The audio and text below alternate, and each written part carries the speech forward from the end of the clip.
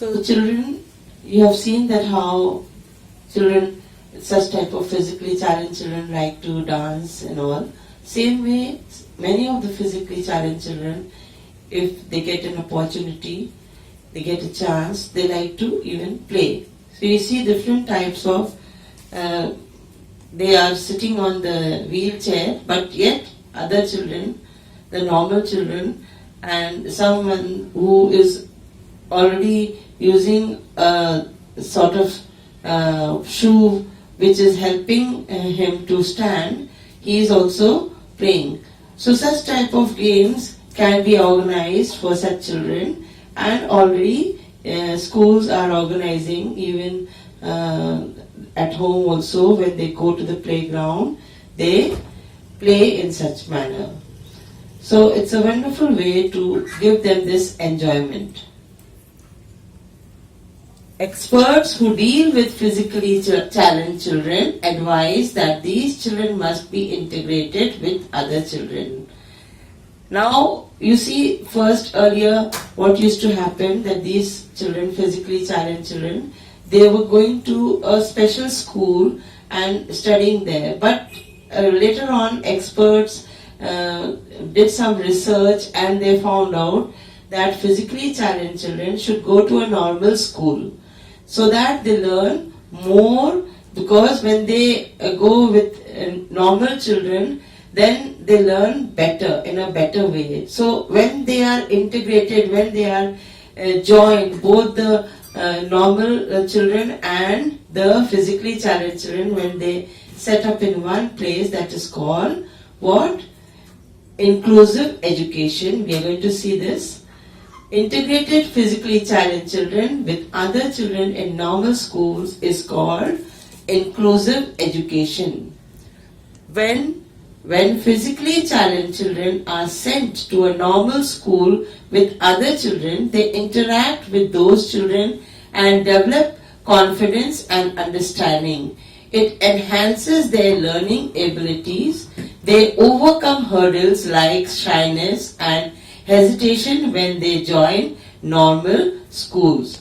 So you see, in one nutshell I can tell you that when these physically challenged children, they look at the normal children studying, normal children doing other activities, so they also get that confidence in them and understanding in them, and they are able to do what other children, normal children are doing better, faster, they learn it faster, because here other children around them are all learning in a faster way. So that's why they also develop that confidence in them and start learning things. And all the hurdles, whatever obstacles, whatever difficulties come in their way, like shyness and hesitation, they don't like to mix around with other children, normal children, that also goes away from them because of getting them included in inclusive education in the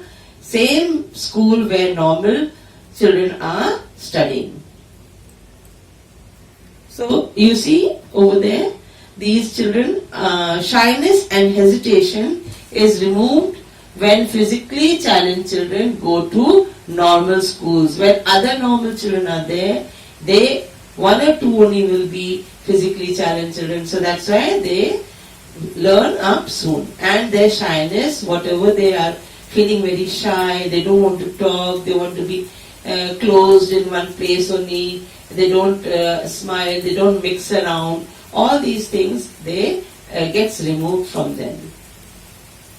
Due to physical limitations, physically challenged children are unable to form relationship with others.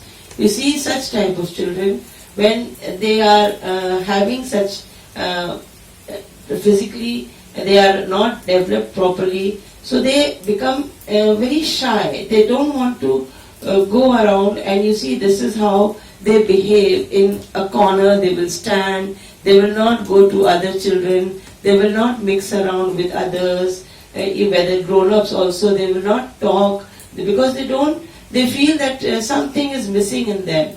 And this type of relationship when they have with others, it's not good. So that's why we have to include them with other children. Inclusive education will automatically help them to form relations with other students, teachers, etc. When they go to such schools, normal schools, when they are included with other children, then such type of relationship they will form with other students also and with teachers also. Inclusive education removes shyness and hesitation. So, you see, I have already told you how the shyness and hesitation is removed from these children, and they start playing around, they become happy with other children. Inclusive education also benefits other students. How it benefits other students? They develop an understanding of the needs of special children. They develop a caring and sympathetic attitude towards them. This brings a great change in the society. Everyone realizes the problems that special children face and work towards making their life happier. Now the normal children who did not have much sensitivity in them, they also start understanding such children, and they start taking care of these children, these special children. They have a caring and sympathetic attitude towards them. They don't make fun now. Otherwise earlier they used to make fun. Many of the children, they make fun of such children who cannot talk properly, who can't walk properly. So all these things, the normal children, it gets removed from them also, and they become very caring children, and this brings a very great change in the society. The society, the people also, their thinking, whatever the thinking they had, it changes, and each and everyone realizes that these children, whatever problems they are having, these special children, we have to get together and work to make their lives happier, and we all get together and try to do better and better things for these children. Physically challenged children can function at par with the normal children. They just need, you see, they can be just like the other normal children. They can do their work, they can study same at equal level only, but they need a positive attitude of the people around them, suitable infrastructure taking care of needs of special children, therapists to help and guide them, and lots of love and care. So the people who are around them, they have to give them confidence. Yes, you can do it. And this type of confidence, when it comes, then they are able to do the things in a normal way like normal children. And suitable infrastructure. Infrastructure means, like you see, what is infrastructure? The school building, the desks, the table, the fans, the blackboard, the chairs, everything, it comes under infrastructure. But for them, they need a special type of infrastructure like wheelchairs and ramps and different types of clutches and all such things to provide them to go to the toilet. Special toilets should be constructed in the schools for such type of children. But if many children are there in this category in the school, then schools are providing these facilities to them. So these things are required to help them to become at par with other normal children. Therapists means, I told you first to me, those who treat such type of children, they are also appointed in such schools so that they can guide them in the school, and then other people or everyone, all of us together should give them a lot of love and take a lot of care of these children. Do you know, disabled does not mean unable. It means if they are disabled, it does not mean they can't do the things, they are unable to do the things. They are definitely going to do things if we all take care of them. Now you see, you can see two pictures over here. Helen Keller. Helen Keller, you see, this is when she was a little bit younger, then she became such old. Then that time, these are the pictures of Helen Keller. It is in your book also, but in a different way, the picture is given in your book. From the book only I have taken out this "Do you know" in this. Helen Keller is a symbol of courage for all of us. All of us must learn from Helen Keller that she was a courageous lady, and despite her physical disabilities and all, she did a lot of things, you see. She was the first deaf blind person to get a Bachelor of Arts degree. After class 12th, we go to college, and then the first 3 years when we go to college, that is called bachelor's degree. So in different ways you can do the Bachelor of Science and Bachelor of Arts. She took this degree from the college, and she wrote over 12 books and many articles. Many things she wrote about the physical disabilities and everything, and plus some stories and all she wrote. Her famous books are The Story of My Life, The World I Live In, Light in My Darkness, etc. Because she could not see, and that's why she wrote such type of books. She worked hard to make the life of people like her better, because she was very courageous and she made her life so much good. Then she wanted others also, their lives also, who are in her condition, such type of children and people, she wanted their life to be better. That's why she did many good things for them. She worked hard for them. And the world famous author, author means a writer who writes books and all. He or she is called an author. So this author, she became a political activist. Political activist is such a person who fights for the wrong things which are going on by the political system in the country, in the society. She fought for different people's rights, and she became a lecturer, a teacher. Lecturer is also a teacher in the college, and then humanitarian. She worked for the humanity, for the human beings, the goodness of human beings. So this is how you see that how Helen Keller is some big light in the such type of children. When they read about her, when they come to know about her, they also get some type of courage in them, and they try to do better. So I hope you understood, children, all these things about the physically challenged children, and I will take you to another part of this lesson now. So children, now you see this is the other part of the lesson. You have seen about the physically challenged children, and now we are going to see about socially deprived children. In our country, we are having many such type of children who are socially deprived. In the society, they are not getting the proper right to live a respectable life. They are living on the streets, they live here and there, they have so many problems, they are doing work right from the childhood to earn money, and very difficult life they have to face. So such children are called socially deprived children. They are deprived of the right to live a decent life, a respectable life they are not getting. So we are going to see about such type of children in this other part of the lesson. I hope you understand their difficulties and you are able to help them after reading this lesson, after going through this lesson, after I finish my explanation. I hope you will also become much sensible and try to be sensitive to such type of children. So you see, such type of children, they spend their lives on streets or in slums.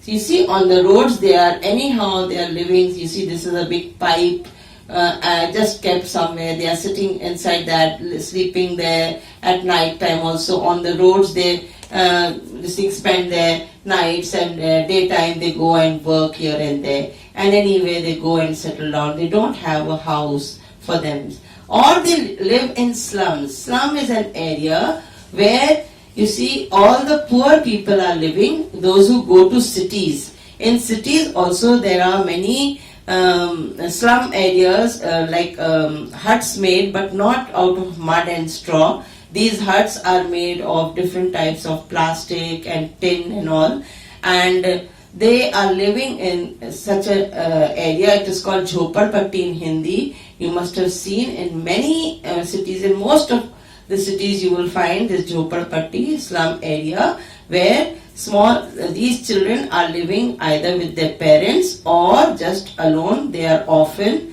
and they don't have parents, and they try to find some way of living for themselves. One meal at least they try to work hard, or they start begging also. Child is meant to learn, not to earn. This we should focus on, that every child is meant to learn something, not to earn money. But who is going to do it? We all have to get together and help such type of people, such type of children who can live a decent life also, like how we are getting. So they do not have opportunity of education or a life of dignity. Why? Because they don't have time. They don't have such facilities that they can go. If they go for education, then how they are going to earn their bread and butter, the food that they have to eat every day, how they are going to get all these things. So that's why they don't go to schools. And even parents of such children, they want their children to work because they can't earn so much, and they have many children in the house to support. So that's why they have to send their children to work. So child is meant to learn, not to earn. This we must remember. They should get proper education, and this education only can change their lives. Most of them are miserable, neglected, or need help. You see, in very miserable condition, you see, proper clothes also they don't have. How they are living, and they need means the help that we can give. As much as, don't go and just give it to them, but make them learn that education is very important for you, and if you go for learning, for studying, you can change the life of your whole family. So this realization we have to give them. Now we're going to see about one girl, Rajni. In your lesson it is there, Rajni's life. Rajni is 12 years old. She moves around in a filthy clothes in crowded market areas with a big gunny bag. You see, filthy clothes means very dirty clothes. Very